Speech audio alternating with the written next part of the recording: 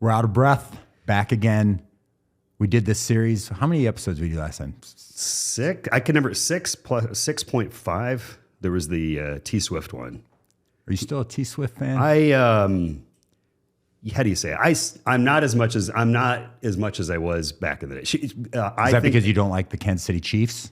Yeah, that's a part of it. She certainly after we taped our episode, and I think we contributed to over hyping her. What do you call it when somebody's like just saturated?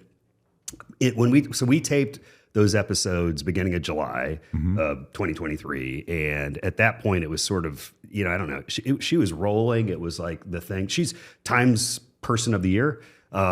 She and rightfully so. I don't really have any. I mean, I guess I'd say still all props, all power to what she's done.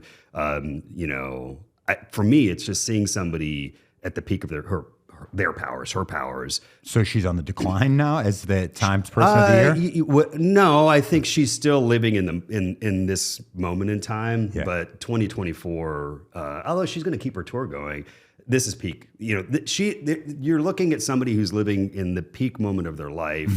And but it's fleeting. I don't know why. I was thinking about like Bruce Springsteen back in the mid '80s, like '84. There was that era where it was like Ronald Reagan, Bruce Springsteen, The Flag, the LA Olympics, Mary Lou Retton, all of that, sure. Like that thing. And that was sort of, and Bruce Springsteen's still huge, but he's never been as huge as he was in that moment in time, in my opinion. I mean, he was huge prior to that, but they call it the zeitgeist, which is like that capturing the spirit. And, Taylor Swift has captured the spirit. I think what I will say as it relates to her is I do feel like there's almost this moving beyond COVID, which there's a weird coming together of things in my mind, but I feel like there's this sort of Taylor Swift thing, definitively marks the end of that kind of morose, really bad era in this world. That would 2020 to Taylor Swift will kind of PTS. Wait, D. No, that doesn't work. But anyway, it's a good try. I was trying to do the letters. I feel like you've been waiting to use that. I literally just put those letters together. But no, it's almost like now we're Taylor Swift can be deep at times, but I feel like it's very much to me it's like the joy, the thing that was sort of I was kind of coming off of the clouds from was the joy of the experience of the crowd. People, how I relate it to COVID is I saw her I saw her in Cincinnati is what I was talking about last time. I saw her again in Seattle, and when I saw her in Seattle, it sort of created that earthquake phenomenon that what's his name, the running back from the Seahawks did back in the day. But anyway, regardless, I'd say there was the coming together of 70,000 people for no other purpose than to come together. Yes. That's a beautiful thing. Sure. And to me, it's like the opposite of COVID. COVID was the separation of billions of people in a completely, at the end of the day, and there's actually been much that's been written and more will be written, in a completely meaningless, pointless, completely spiteful, anti-human way. That's what COVID was. And, it's sort of back to kind of... I felt that in the moment when that was going on, like this is not good. This isn't accomplishing anything, that sort of thing. And I'd say, this is a weird juxtaposition, but this Taylor Swift moment in time is we're moving past it. Sure. So my wife, last time we talked, my wife was getting ready to go to a show or had just gone. I don't remember which one it was, to a Taylor Swift show. Yeah. And whether it was before or after, her experience mirrored yours. It was, she became at that moment, she was a Swiftie. Sure. And for months thereafter, she scoured the internet trying to find tickets anywhere in the world. Really? Yeah. Okay. She was going to go to Ireland. She was going to, all over the place to go to Taylor Swift. Yep. I haven't heard about it in 2 months. It's kind of died off. Yep. So it mirrors your own. Yeah, although I know people who are. You were very effusive though about your Swiftiness. I really do. I'm not at all. I mean, luckily we did not put that on tape, and it's not out in the world, so nobody ever gives me shit about it. Yeah. Luckily, no. I have no regrets of that moment in time. I'm still. It's still a powerful. I don't know what experience I'll call it, but sure. I've sort of settled in, come off those clouds. But my wife's going to see her in London in like August of 24 or something. Yeah. So she's still rolling. Yeah, and more power to her. Like let me just again. Oversaturation is a natural occurrence when somebody's just has captured the zeitgeist or whatever you want to call it. But I've kind of moved on. Well, let's continue with that and move on past this. Yes. So we did this series back in July. Sorry. And we put it out there for the world. Mm-hmm. And I got quite a bit of feedback about it. Yep. From some of my colleagues in the dental space and in the medical field as well. And then I've got some of my own feedback or my own views on it, I should say, as well. Okay. What about yourself? What was the zeitgeist in your world regarding that series? I don't know that we captured the zeitgeist in this quite the same way, but I do feel I got a little bit of feedback. I got a little bit of feedback from, sort of, we'll call it my side of the fence. I feel like there's your side of the fence when as we came together last time, there was sort of you coming forward from kind of the dental sleep community and me coming forward from wherever I'm coming forward from. And and a lot of the hullabaloo was on your side of the fence. Mm-hmm. So I feel like the feedback that you got would be much more plentiful than mine. I will say there were a couple people who knew me, friends of mine, colleagues, acquaintances of mine, and when I saw them, they're like, this is a couple folks were like, what's up with that Jason guy? That didn't happen. Yeah, I swear to God. I swear. What they were saying was like, I think they were watching the snips, mm-hmm. and they couldn't figure out if we liked each other or didn't like each other. Were you coming I'm still trying to figure that out myself. I sort of say, I don't know either. But I do think it was a bit and I think that's why we're back together. Part of the reason we're back together is I think there's I'm not here to pat you on the back and you're not here to pat me on the back. Sure. And there's a common ground of, kind of the fields that we're in. But I think there's also a bit of a common mindset about where we're coming from. But there's also these sort of preconceived notions about who you are and who I am. And let me go there. The first time we met was last time. This is the second time we've met in person. So, I think I have a peripheral understanding of you, but I certainly don't know you very well. But I would say, was anybody who gave you feedback surprised with, we'll call it your performance or the fact that you did this, or was that like, it was sort of, no, I'm not surprised, Jason. That's kind of something Jason would do. Yeah. Like most things today, there was sort of these binaries, there was black and there was white. So there was, why would you even talk to that guy? Yeah. And there's, great, that's fantastic. You had an opportunity to have a dialogue. Yeah. And what was unsurprising to me was how resistant to change and new ideas many people were. Mm-hmm. But it was equally surprising to me how many people that were vehemently opposed to a lot of what you're doing or what they think you're doing. Sure. How open they became to some of those concepts. Okay. And that was really encouraging, not just as it relates to sleep medicine or oral appliance therapy, but just to see humans mm-hmm. be open to changing their mind once they got more information was encouraging. That's great. Yeah. Then I would say to me, from that feedback, but honestly, both ways, mission accomplished, meaning that I think, part of all that I was wanting to do that last go round was just to say my piece. to be able to speak clearly. I mean, I guess I'd say the other reality coming back again is, we watched, I mean, I've watched those episodes. I've sort of seen how they've been received. We'll kind of get more into that in a moment. Yeah.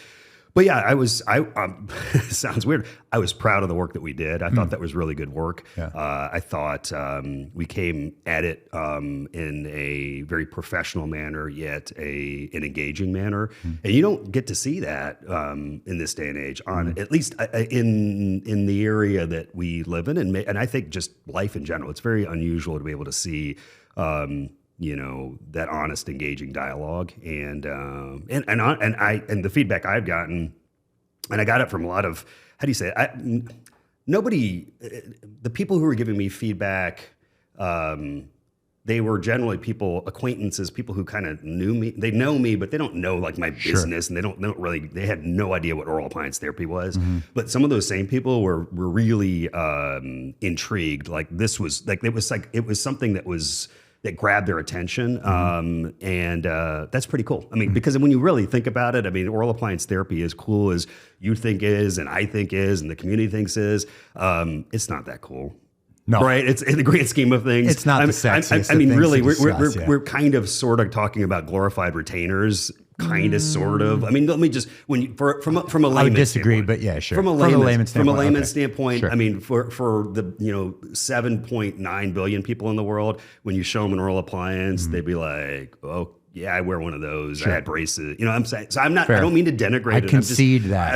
I mean, I would say the same thing for all of my passion around the nose, and normal people are like, that's where boogers come from, and why is that dude so enthralled with it? Sure. So, but anyway, I guess my point being is that people who had no idea about oral appliance therapy related to me the fact that wow, they were waiting for the next episode because they're like, oh, what's going to be with this letter? And what was that? And I think some of the other feedback I got was that last episode in particular. And I felt this way. There were that last episode and that kind of build, there was sort of to me, the first story arc there was a bit of a Debbie Downer. It's like, this thing happened and we're going to talk about this thing. And and we should. I mean, I don't think it was unnecessary, but I think the last episode hit the vein that is true, which is basically has been good progress. There's this sort of movement in the right direction. And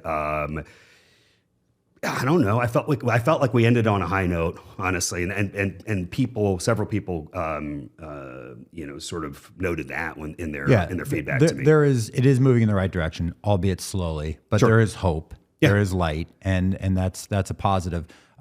What another piece of feedback I got about you? You said that some people asked, "Who is this guy?" Yeah. Another recurring piece was of information I got was that I just was too nice to you. I wasn't antagonistic or adversarial enough. Yeah, well, bring it. Why are you so soft, Jason? And we're off. Come on, no. I mean, I think there, while we don't agree on everything, and we, vehemently disagree on some things, I respect you. Yeah.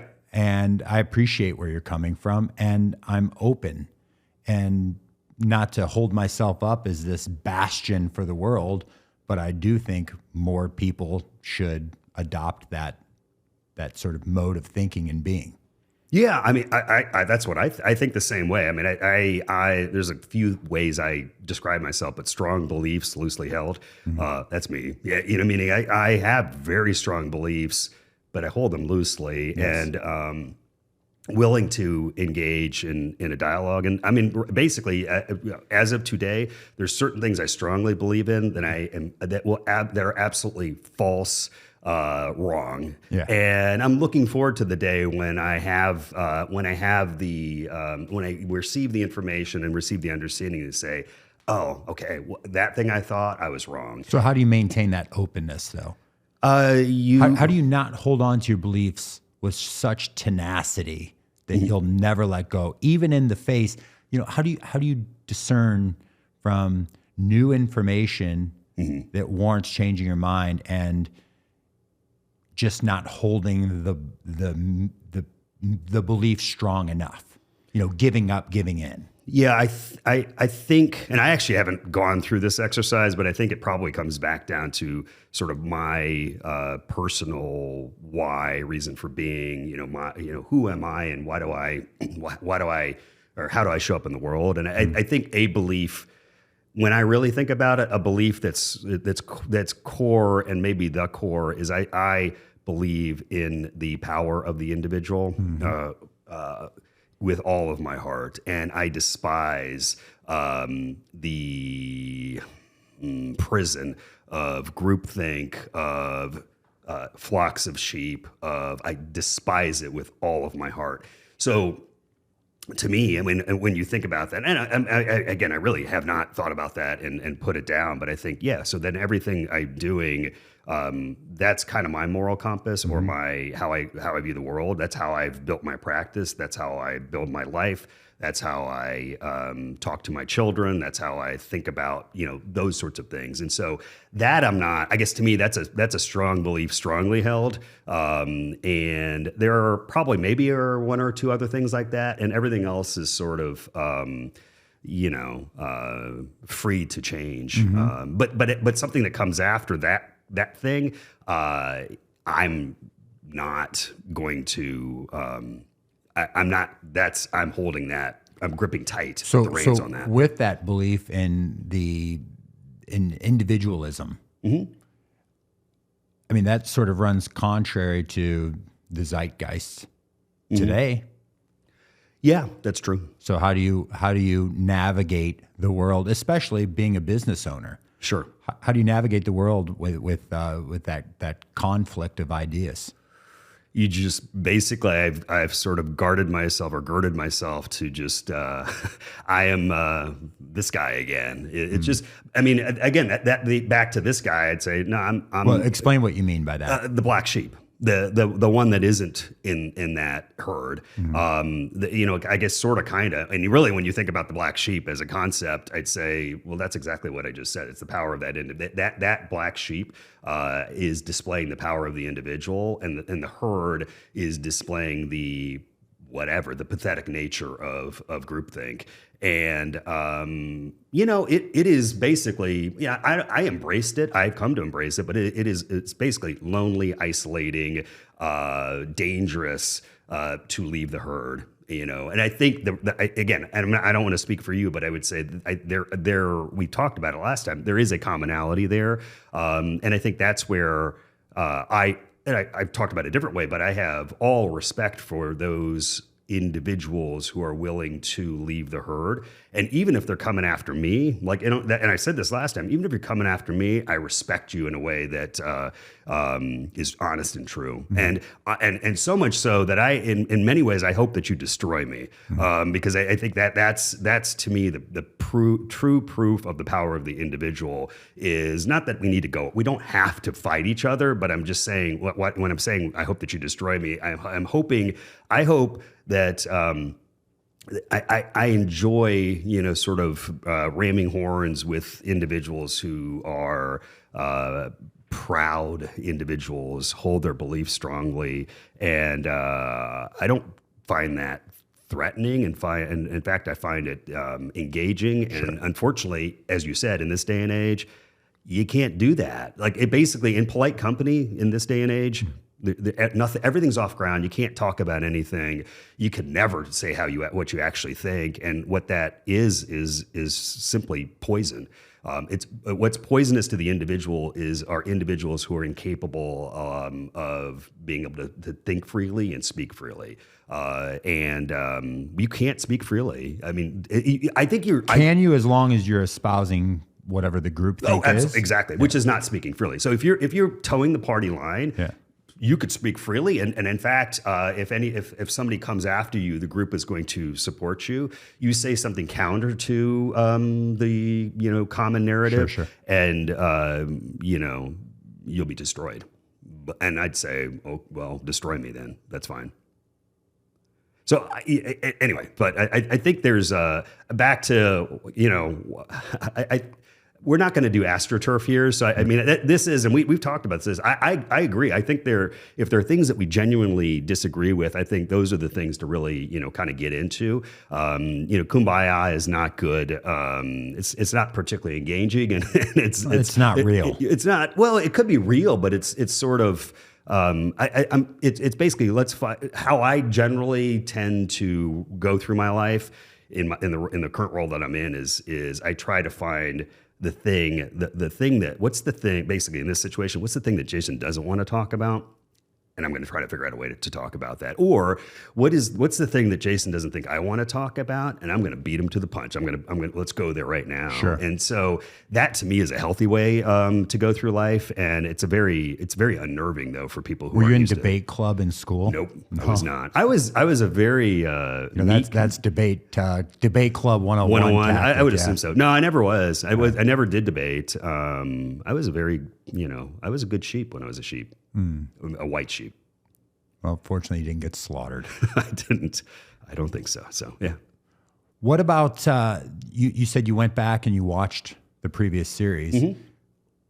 What didn't we talk about that you really wish we would have addressed in that series? I thought we hit it well for the topics at hand in that moment in time. I'm still, I guess it's interesting. There are things, I feel like we covered a lot of ground, and I think there's a lot of things I said, and it was interesting that I've seen some of the things, I don't know how you say, there's a couple of individuals in particular who've parroted back the things that I've said as a reason that I can't say future things, if that makes sense. No. So if I say, I don't want to use this, I mean, basically if I say,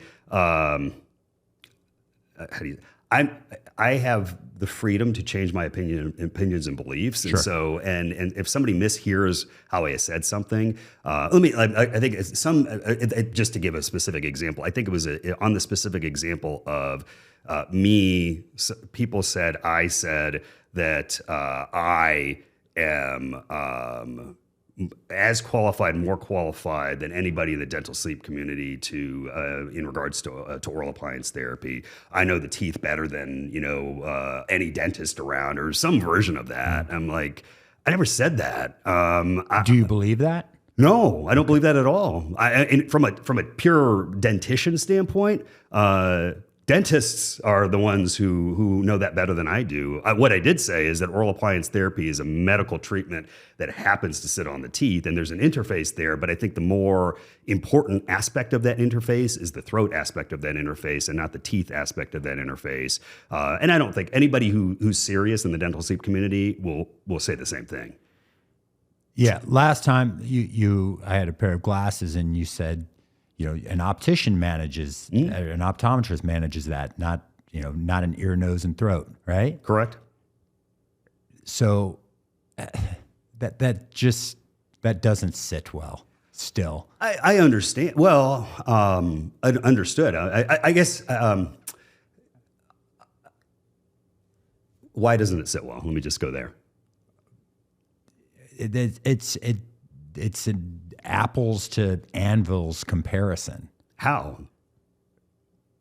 What side effects have glasses ever caused to someone's nose? Versus an oral appliance to the dentition, to the supporting structures. They cause damage. I mean, to the nose and the ears. I mean, you can get creases, and I mean, it's come on, man. How does a crease that compared to I'm not calling it the same thing, but I'm just saying that a bite change, that an irreversible bite change. I mean, there's no comparison there. Well, I guess I'd say, but there is a comparison. Well, there is an apple and an anvil. They both start. I disagree. I'd say, what are those glasses doing for somebody? Ideally, helping them see, giving them better vision. And if they caused a callus on your nose, and that was the only treatment option, is the glasses, is the callus on the nose worth? Is your ability to see worth the callus on your nose? Yes or no? I'm not wearing glasses. But I guess I'm saying, if you were wearing glasses, so if somebody's walking, so the only way that, say somebody's eyesight is so bad that they literally can't see, and the only way for them to see is to put eyeglasses on. When they put those eyeglasses on, they're messed up or whatever you want to call it, but that causes that person to have a callus. So when the person takes their glasses off, everybody sees this huge callus on their nose. Is the person better off still for having worn those glasses or not? Let's step away from the analogy and just go directly to what we're talking about. What we're talking about is oral appliance therapy, right? Yeah, and a dentist, as you conceded a moment ago, the dentist is the expert in the dentition. Yes. Yes. So if and or when a side effect occurs because of due to oral appliance therapy, isn't a dentist best positioned to manage those side effects? And because they're best positioned to manage the side effects, best positioned to manage treatment? It's a couple different questions in, but I'd say back to, you didn't answer my question before. No. I'd say, but let just new question. Is the airway more important than the dentition? That's all I was getting at with my callus on the nose. So is your eyesight more important than your cosmetics? Yes or no? Let's stick with the oral appliance. I'll get there if you help me out here. Yeah, I mean, I don't think is seeing more important than. Well, I don't know if I'm a male model again. Probably seeing is less important than the calluses. Okay, but so every individual needs an individualized recommendation. But generally speaking, I would say most people would view their ability to see is more important than a callus on the nose. Back to your question, I'd say your ability to breathe is absolutely more important than your teeth, your dentition. 100%, no question. I'd say if anybody has an issue with that, then they're not in the dental sleep medicine community. You can't, basically the likelihood for an oral appliance to create some degree of dental issues is certainly there. It just depends on, the individual that you're treating. And if those issues, kind of like to your model example, I'd say, yeah. And if somebody's a model and can't deal with any sort of dental ramifications or complications from an oral appliance, let's not use that oral appliance. There's no reason that you have to use an oral appliance. And so I'd say, but generally speaking, I'd say the complications from an oral appliance are come with the territory, just like the complications from any medical treatment. And it's just a matter of, is this treatment appropriate for that individual, yes or no? And if so, let's make sure they're aware of those possible complications. And if so, let's do it. And if a complication occurs, let's deal with it. And if that complication is a problematic thing that says, this is probably not a good treatment option for you, let's not use it. So in that instance, I would say, yeah, absolutely. And if somebody's having a complication that requires dental intervention, let's get that person plugged in with somebody who's best equipped to deal with that. But I'm here as basically the guardian and protector of the airway, and I believe oral appliance therapy is a very, very important treatment option, and I am all about making sure that as many patients as are out there can have access to the treatments that exist. So I am a big tent. Let's try to get this thing out there to as many people, yeah. and there are people who are small tent people, and the small tent people, just stay in your small tent. I guess that's fine. Yeah. So again, some of the responses I got about the previous series, I was shocked by how many people moved from the small tent to the larger tent. Yeah. That was really encouraging. So it was cool to see that some of what we did, some of those conversations actually had real world impact. Yeah, I agree. And I guess, again, not to focus on the negative, but I'd say I don't want to focus on the negative. I'm here to be an advocate for the airway. I'm here to be an advocate for oral appliance therapy. Right. I think dentists are the best equipped to deliver oral appliance therapy. I think I've decided that I'm not going to wait around for the dental sleep community to join me in this march forward. That's sort of where my head's at. So a common some ongoing commentary I received was about you, and about what you're doing, trying to increase the market. Okay, is that the truth is you realized that Advent was treating a lot of patients with oral appliance therapy. And in doing that, you were paying dentists a lot of money that instead you could keep inside of your organization rather than paying dentists. So all of these other things are just justifications for your avarice. Respond, Madan Kandula. No, I mean, it's certainly on the last part. Oral appliance therapy is a bigger pain in my ass than it is worth anything to me, honestly. Meaning Advent delivering oral appliance therapy in-house is something that I, to this day, do not want to do, but it is the only way for us to be able to offer this service to our patients. So from a pure monetary standpoint, it's either net neutral or negative for us. So the counter to that would be, look outside your doors. There's dentists clamoring to treat these patients.